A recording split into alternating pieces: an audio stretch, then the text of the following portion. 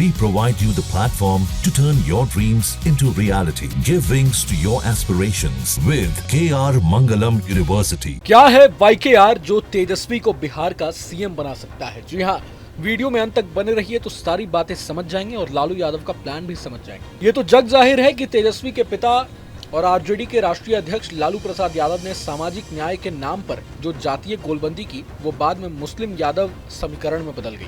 लालू यादव को भरोसा था कि यादवों की 14 और मुसलमानों की 17% आबादी पर उनकी पकड़ मजबूत हो गई तो सत्ता से बाहर जाने की नौबत कभी नहीं आएगी। उनका अनुमान 15 साल तक सही भी निकला। यादव मुस्लिम गठजोड़ की बदौलत लालू यादव और उनकी पत्नी राबड़ी देवी बिहार की सत्ता पर 15 साल तक काबिज रहे।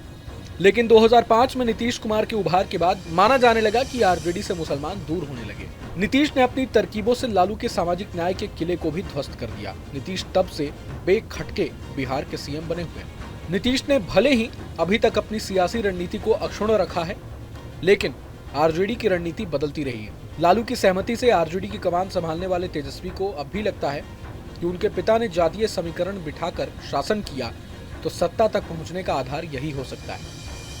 वे कभी MY, कभी बाप तो कभी A to Z जैसे जातीय समीकरण की बात करते हैं। 2020 के विधानसभा चुनाव में मिली कामयाबी से तेजस्वी इतने उत्साहित हैं कि उन्हें अब सत्ता हाथ में आती हुई दिखने लगी है। इसके लिए तरह तरह के नए जातीय समीकरण गढ़ने में उनकी ऊर्जा जाया हो रही है। लालू से गुरु मंत्र लेकर तेजस्वी यादव कुशवाहा राजपूत यानी YKR समीकरण बनाने में लगे हैं। जानकारों का मानना है कि आरजेडी को अब लगने लगा है कि 2020 में आरजेडी ने अगर 23.11% वोटों का बंदोबस्त कर लिया तो इस बार उसे 7 से 8% वोटों की ही जरूरत पड़ेगी। सत्तासीन होने के लिए कम से कम 30% वोटों का बंदोबस्त तो होना ही चाहिए। चूंकि वक्फ कानून और दूसरे मुद्दों पर मुसलमानों की एनडीए से नाराजगी और यादवों का तेजस्वी पर बढ़े भरोसे के कारण उन्हें उम्मीद है कि इस बार MY के 31% वोट तो पक्का मिलेंगे। अगर पिछली बार की तरह किसी कारणवश ये वोट पूरे नहीं मिले तो 7 से 8% अतिरिक्त वोटों का बंदोबस्त करना पड़ेगा और ये तभी संभव होगा जब महागठबंधन किसी तरह एनडीए के वोट बैंक में सेंधमारी कर ले। यही वजह है कि तेजस्वी एनडीए के पारंपरिक वोटर दलितों पर डोरे डाल रहे हैं। वो कुशवाहा समाज को अपना हितैषी बता रहे हैं। लोकसभा चुनाव में कुशवाहा समाज पर उनका दांव सटीक बैठा था। सवर्णों को भी साधने की कोशिश हो रही है। राजपूतों को आरजेडी अपना बनाने के लिए कोई कसर नहीं छोड़ना चाहती। भूमियार समाज को भी साधने की तेजस्वी कोशिश कर रहे हैं। अनंत सिंह के परिवार के अलग होने के बाद जेडीयू की तरह कोई कद्दावर नेता आरजेडी के पास नहीं है।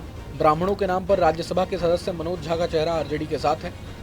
गौरतलब है कि बीते लोकसभा चुनाव में एनडीए और इंडिया ब्लॉक की पार्टियों ने कुल 11 कुशवाहा उम्मीदवारों को टिकट दिया था।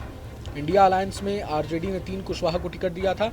इसके अलावा वीआईपी, कांग्रेस, सीपीएम और सीपीआईएमएल ने एक कुशवाहा कैंडिडेट मैदान में उतारे। एनडीए ने 4 तो महागठबंधन ने 7 कुशवाहा उम्मीदवारों को टिकट दिया था। इतना ही नहीं, आरजेडी ने जीतने वाले अपने कुशवाहा उम्मीदवार अभय को लोकसभा में दल का नेता भी बना दिया। आमतौर पर कुर्मी कोयरी जाति के लोगों को मिलाकर बने लव कुश समीकरण वाले एनडीए को ही जाते थे, पर लोकसभा में कुशवाहा वोटों का ध्रुवीकरण इंडिया ब्लॉक के पक्ष में हो गया। ये लालू यादव का नया जातीय समीकरण था। इसके सफल होने के बाद से ही ये माना जा रहा था कि विधानसभा चुनाव में भी ये प्रयोग लालू जरूर दोहराएंगे। हाल ही में समस्तीपुर में कुशवाहा समाज के सम्मेलन में तेजस्वी ने जिस तरह अपनापन दिखाया, उससे ये बात पक्की हो गई कि विधानसभा चुनाव में भी कुशवाहा उम्मीदवारों पर महागठबंधन दांव आजमाएगा। बहरहाल अब लालू और तेजस्वी अपने मिशन में कितने कामयाब होंगे ये तो वक्त ही बताएगा। पूरे मसले को लेकर आप क्या कुछ सोचते हैं हमें कमेंट बॉक्स में जरूर बताएं। अगर आपको ये वीडियो पसंद आया तो लाइक करें और चैनल को जरूर सब्सक्राइब करें। जहां भक्ति है हर शब्द में, कथाओं में छिपे हैं दिव्य रहस्य और ज्योतिष देता है जीवन को दिशा। धर्म से जुड़ी हर बातों को जानने के लिए हमारे चैनल स्तुति को सब्सक्राइब करें। चैनल पर जाने के लिए इस लिंक पर क्लिक करें।